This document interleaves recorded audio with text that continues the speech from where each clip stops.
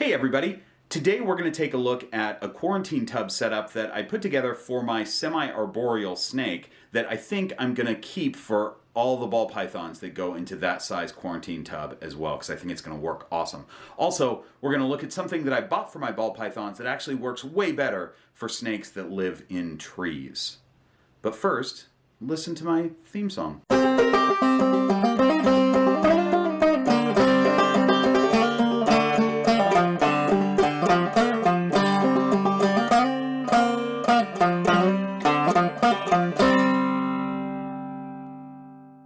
Welcome to the Green Room. I'm Bob Bledsoe. This is Molly Malone, a really fine example of a ball python. And in last week's video, we discussed the fact that I don't think ball pythons should be classified as semi-arboreal animals. I think they are terrestrial. That being said, they like to climb. They enjoy doing it, and they will do it, and it's probably good for them. They just don't spend enough time in the trees to be classified as semi-arboreal. I have a new semi-arboreal quarantine tub setup that I did for a truly semi-arboreal snake, a super dwarf reticulated python, and we're going to take a look at that because when I put that together I went, man, why am I not doing this for my ball pythons too? It would be so good for them. So we're going to talk about that. We're going to look at the bonus item that I mentioned earlier. Say hello to Kent behind the camera. Kent is safely behind his camera that he bought back in 1988 at Radio Shack. 1988 was a good year for camcorders. Now I've become a wildlife photographer who could be killed by my subject at any moment. Well, Kent, I promise not to kill you today. No, I mean when you take a snake out. Reckless. Alright, so we've talked about this before, but quarantine tubs are really important to keep your snake, number one, isolated from anything else in your house, any other reptiles. But also, if it's still just your first snake, you still want to have a really basic sterile environment just for a little while you're looking at anything that could potentially come off that snake, whether it's mites or something in their poop or anything weird you want to be able to see. So, white paper as a substrate. 2 hides, this is for a ball python. White paper, 2 hides, and a water dish. That's it for a while, for quarantine until you graduate them to their permanent enclosure. For Echo, my super dwarf, she has that same setup, but I've added a very special kind of perch as well. And like I said, when I put that perch in, I was like, man, the ball pythons will use that perch. They're not going to perch on it, but they'll climb on it. And you may not see it. It might be in the middle of the night when you're not, when you're sleeping. So Echo uses it a lot more than that. She uses it during the day. She's on it almost all night. It was a good choice to put a perch in her quarantine tub. Now, if this were a full arboreal snake, like a green tree python or an Amazon tree boa or something like that, perch size would be really important to consider because they're spending basically their whole life on the perch, and anything that's too big will cause tail kinks. With a super dwarf, though, or with a reticulated python, you don't have to worry about that as much because they're not doing that perfect wrap onto a perch like a truly arboreal snake does. They kind of just lays on it sloppily, and you don't have to worry about tail kinks. And having a thicker perch, I think, is fine. I've got a 1/2 inch perch in there, and that's also fine for ball pythons to use to climb up and down and do whatever. So I bought a 1/2 inch perch from Specialty Enclosure Designs, and I'll link them in the description. But it is just a PVC perch. By the way, you could make this yourself if you wanted to, but it was worth it to me. They're not that expensive, and it was worth it to me to just have it made because he takes it and warps the PVC if you want it warped, paints it whatever you want to paint. I think there's a few colors, and makes it look like wood, but then it's got magnetic attachments where you can just install that on your tub and it just magnetically pops on there. And it's PVC, so you could put a stick in there, like just putting a stick in there would work as well, but it's not as sterile. It's harder to clean a stick. A PVC perch is super easy to just clean off F10 or chlorhexidine, whatever you use to clean, and you're done. And it's also perfectly straight. It's not gonna, like, if you put a stick in there, it could fall and whatever. I mean, the snake's not gonna get hurt probably, but still, it's just better. It's a more sterile environment to have a well-mounted PVC perch in the tub. And this is a tub that, Echo's only going to be in there for a short period of time, but I'll use that tub over and over for future snakes, whether they are other super dwarf reticulated pythons or ball pythons that that need to be in a quarantine tub that size. A ball python is going to use that perch to just climb up and then back down, and then maybe sit on it for a little while if they can. You know, they might do that. The inspector sits up high sometimes.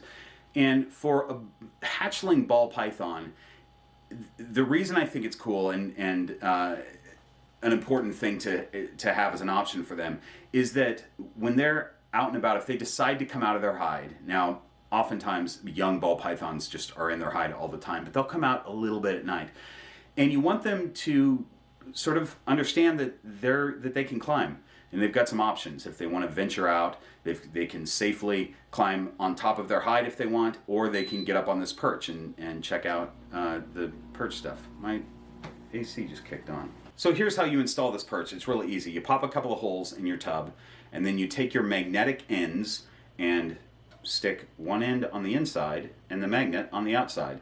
And that's it. It sits flush against your tub, and it's a really strong magnet. And now we'll cut to Kent's Corner, where Kent can show you how to install the perch itself. Hi, and welcome to Kent's Corner, the show that everybody waits to see every week. Today, I'll be teaching you how to take a box and put a stick in it so that the snake can, I guess, climb on the stick. Thank you for watching Kent's Corner. I guess that didn't warrant a full episode of Kent's Corner, but nice job, Kent. Thank you very much. You're welcome. So like I said, Echo uses her perch a lot. She uses it at night. She likes to sit over her water bowl and poop in her water bowl, which I think might be why reticulated pythons sit over water in the wild. They'll sit up in trees over water. It's just a guess on my part, but I'm thinking that they can defecate in the water and have it carried away, and then there's not a scent as much. Maybe. But anyway, she certainly does that in her tub, and she comes out during the day and uses it too. She's become pretty bold. It took her about a week or so, and then she realized that she's totally safe in her tub, so she's up on that perch quite a bit. So ball pythons aren't going to use it that much, but they will climb. They'll just use it to establish the fact that they can climb. And it gives them a little bit of mental exercise and a little bit of physical exercise in this little tub that's going to be smaller than their permanent enclosure, hopefully. And really, that doesn't mean that you need to have a perch in their permanent enclosure. I don't think that a ball python should necessarily have a perch going across the middle of their enclosure. But having things for them to climb, you know, whether it's sticks or wood or whatever, or just things to climb up on, you know, they climb up on top of their hide, whatever. I think that's a good thing to have for a ball python. So now let's take a look at the thing that I bought for my ball pythons. This is a holy roller, is what this is called. It's a dog toy, but it works great for snakes. And especially a snake this size or smaller. In fact, Molly Malone's probably a little bit too big for the holy roller right now, because it has two sizes of holes, and if she could get herself, maybe not stuck, but it would be uncomfortable for her to go through the smaller hole at this point.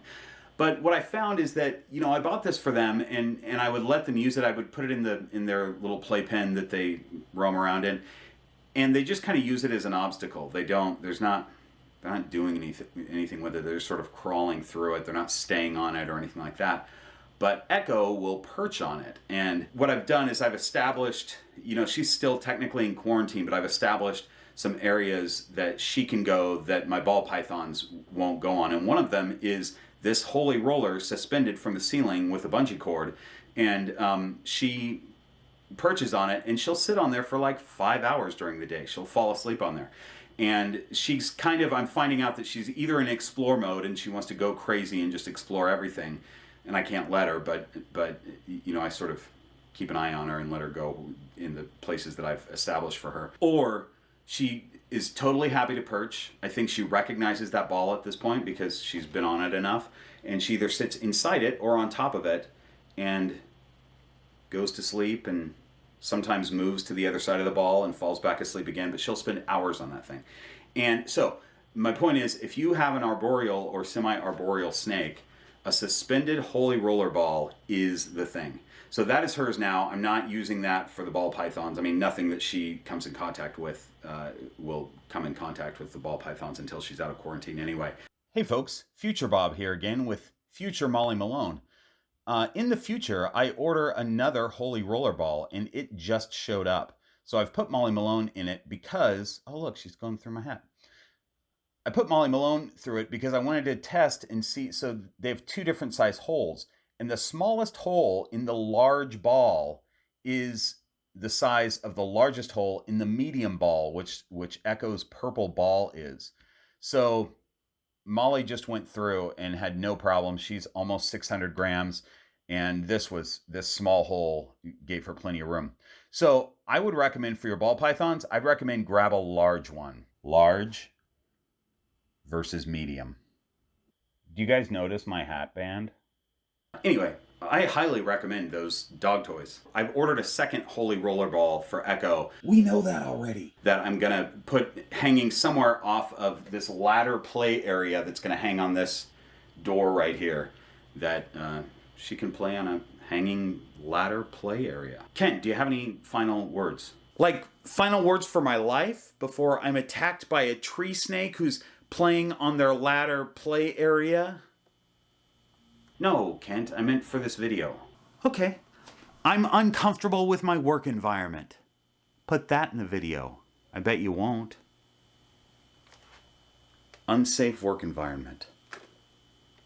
Hit like if you enjoyed this video, or dislike if you didn't like it, and subscribe if you want to. And in the description of this video is info on how to order sticker packs, so you can get some Green Room Python stickers if you want. And thanks for watching.